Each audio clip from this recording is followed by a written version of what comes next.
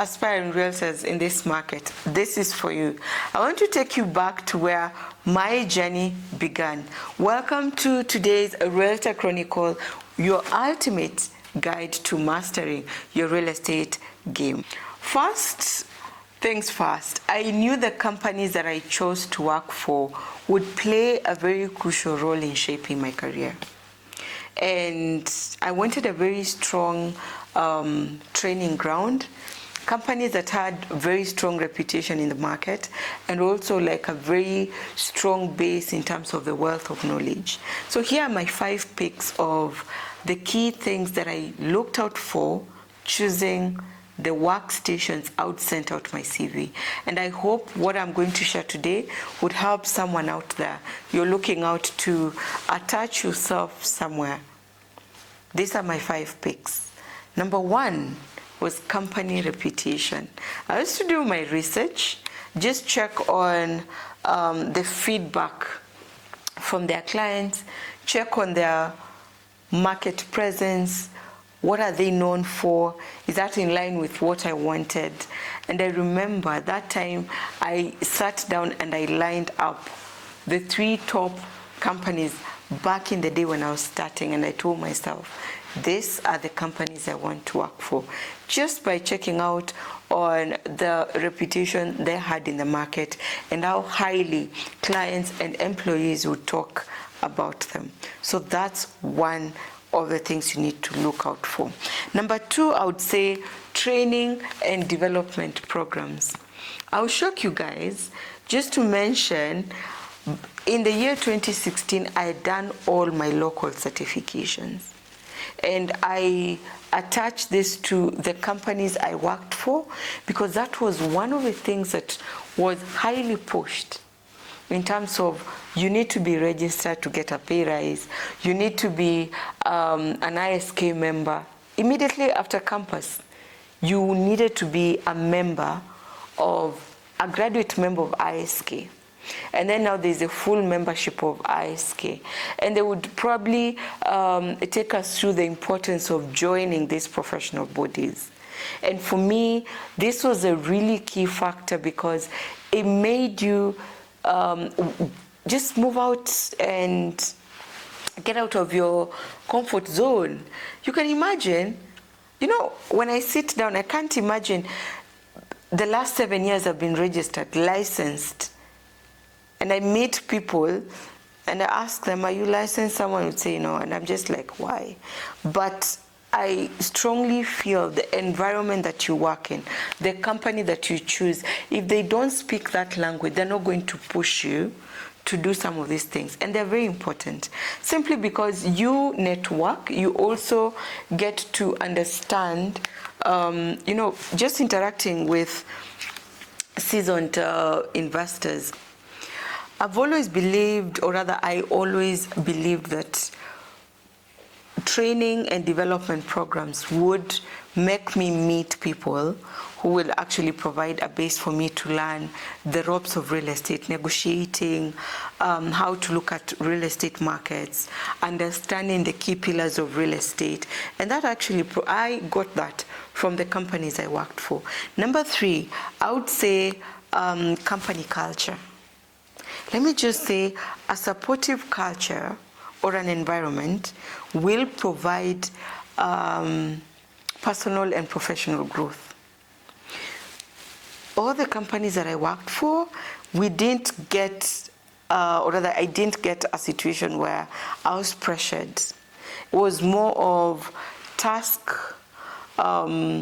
result-oriented kind of leadership, and this gave me a leeway where I could ask questions, where I could not feel like this is not right to ask for.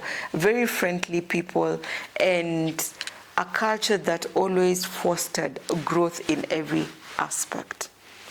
Now, with that said, I would also go to opportunities for growth, because a company's culture will always incorporate an opportunity for growth.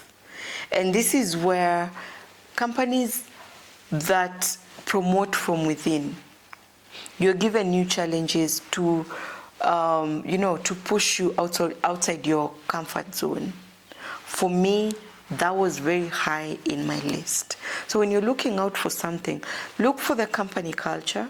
What are their strategies to promote growth for their employees? Because at the end of the day, you want to feel like you're growing in your career. You came in as just a graduate member, but then they push you, you become a full member, you become a registered agent, you become a registered valuer. And I remember in one of the companies that I worked for, I was a commercial manager, but then I found myself doing valuation tasks.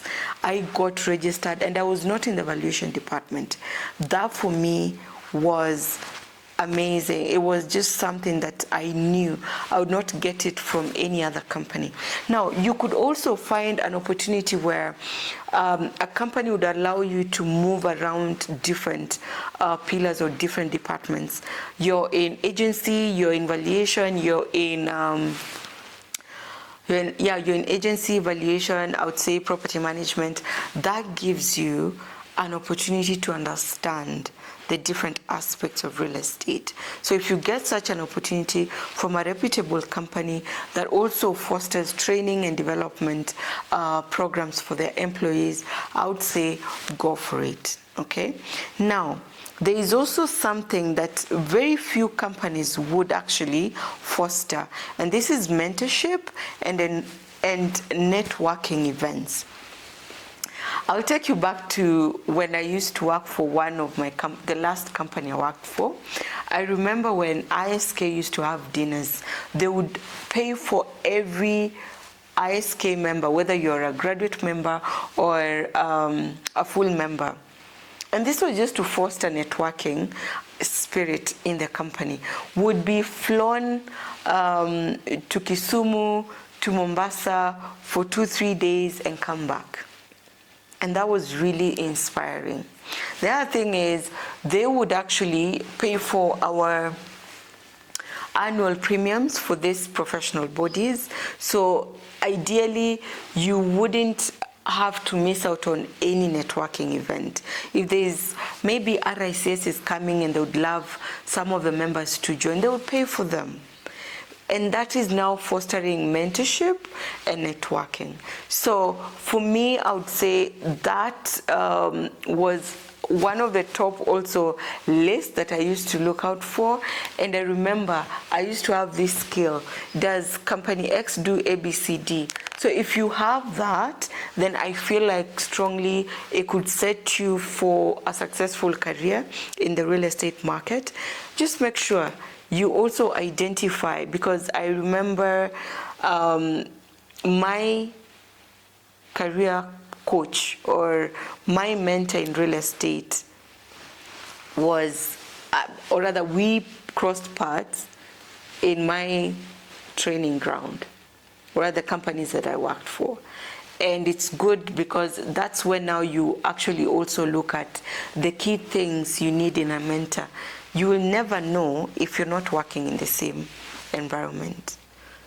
That's just for me. At times I feel like it's easier to even have your peer, like your supervisor, your director, or just direct you, because you're working under them. They can see your strides, they can correct you, they can give you advice, direction. So that for me is very key. So if you're out there and you're starting, those 5 key pointers for me takes the top list. Company reputation, training and development programs in the company. You need also to watch out for what's the company culture. What's also the provisions for the opportunities for growth within that company. At the stage where you are, you could be starting, you could be very seasoned, but maybe entrepreneurship is not your thing. If you are looking out for a company to work for, do you think this company would add value to your growth? And then also mentorship and networking. So for those 5, I would say they helped me in terms of selecting the companies that I worked for. And for those guys who want to hear my story, where it all started even before I thought of real estate could be something for me, I would recommend you go to my YouTube channel, Property Chat with Lucy. I have shared my story where it all began in the real estate market. So as I finish, I would love to just put it out there for any realtor who's trying to figure out which company to work for. Watch out for those 5 key things I've given you, and I hope, and I'm more than certain, that will shape the success in your real estate career. Let me know what else you want me to feature in the next Realtor Chronicle, and feel free to share your story as I've mentioned. I'll be more than happy to share that. I will see you in my next Chronicle, and have yourself a lovely time ahead.